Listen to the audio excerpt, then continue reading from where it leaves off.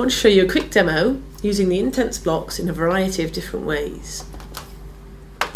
Okay, the big difference you'll find between the Inktense blocks and the Inktense pencils, of course, is that you can cover a lot bigger area a lot quicker. Using the side of the block, you get the whole surface here to lay down on the paper. Before you do so, you need to rub gently on a spare bit of scrap paper just to get the side smooth. It's just part of the natural formation of the blocks that sometimes they're a little undulating towards the end, so you just need to rub them and get them nice and smooth. It's as easy as this. Look at all that colour laid down. Nice and quick. You'll find as you use them, you don't need as much colour as you think you do. That will turn very vibrant when I add water onto there. So I'm just going to show you, we'll add a few more colours on, make a little bit more of a scene out of it, using the sides of the blocks. Put a couple of mountains in here maybe, one in the background. Just literally very nice and quick and soft movements. Adding bits of shadow here and there. We don't need to cover the whole of the image because once we add water, as you'll see, the colour absolutely explodes, so we don't want to go too mad. I'll just add a little bit of red there and there. Okay, this is obviously a very quick demo, but we're going to go for a bit of colour. So you need to make sure you've got plenty of water, because as it dries the colour sets exactly where it is, so we need to make sure we've got nice and wet. See the brightness of the green coming out immediately. There's a nice quick and easy covering of quite a large area, which would take you quite a while with the pencils themselves. Adding into the mountains, really, really quick and easy. What great fun. Basically, you've got all that picture done, roughly, to a rough stage, in a matter of seconds, really. The great thing about the Inktense blocks is, once this is all dry, you can go over that without fear of changing what's already on the page. Whilst it's still wet, you can actually add in some Inktense blocks directly onto the wet areas to get a bit of texture in there. So, for instance, it takes the paper immediately on wet areas. So you get really nice textured areas. Add a bit of detail if you like. We can add a few trees along that bit there, but it's only intense on the wet part. So if we want to make it really deep colours, simply wet the paper where it is. There we go. Add some trees in and a bit of shadow. There we go. Okay. Another way of using the blocks is like a basic watercolour paint pan. You can just paint directly from the block.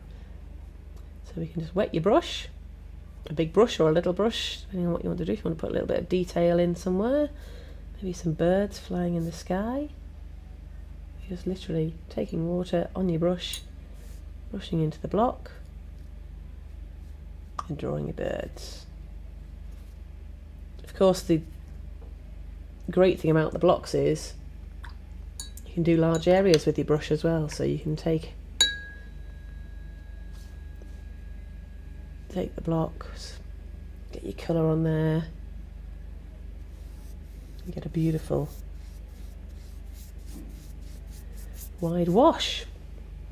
Okay, the other thing you can do, of course, which is great fun, is you can put two blocks together, and it's always ideal if you can keep your wet blocks and your dry blocks separate.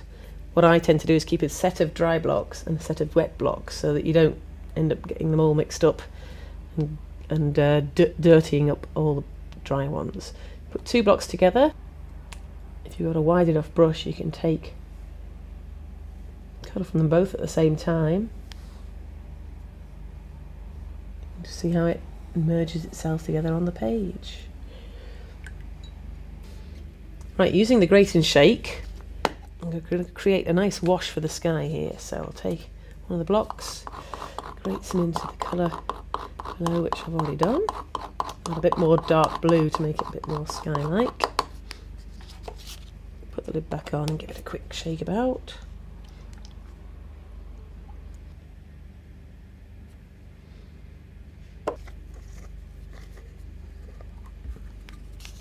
There's our beautiful purple. I'm going to use that to put a wash of colour over the sky area.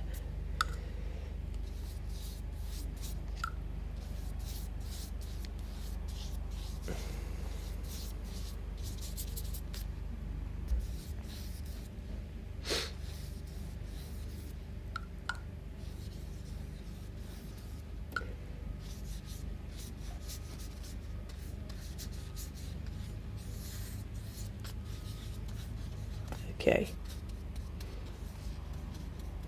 See how quick and easy it is. You can just keep dipping into your pot from the grate and shake and adding more colour as and where you like. Right. Now whilst we've got this sky out, what we can do to add a bit more interest here, something I love doing, is take one of the blocks, for instance, maybe one of the darker blues, and whilst it's still wet, we'll take the block and a paintbrush and make the block quite wet and start splatting into the sky, get a bit of a texture going on in there. It doesn't matter if we get some big blobs because we can always take kitchen roll to it, add some other colours in as well, makes it quite mysterious and murky. You can use this any way you like, but add a bit of water on top of that sometimes. It just goes to show how much you can do with the blocks. Hey, we're off. And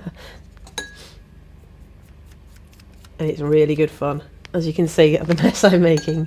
Right, a bit of a cloth. Maybe dab a bit of that out. Bit of a stormy sky appearing here. You could work into that for quite a while.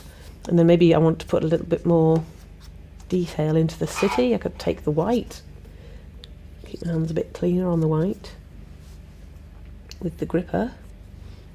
If I want to put, I can add a bit more sort of lights here and there on the city with the white, which, as you can see, does go over the top of darker colours quite well.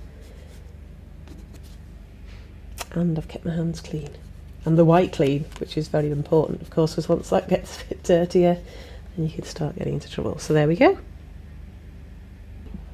One of the great qualities of Inktense is that you can layer up.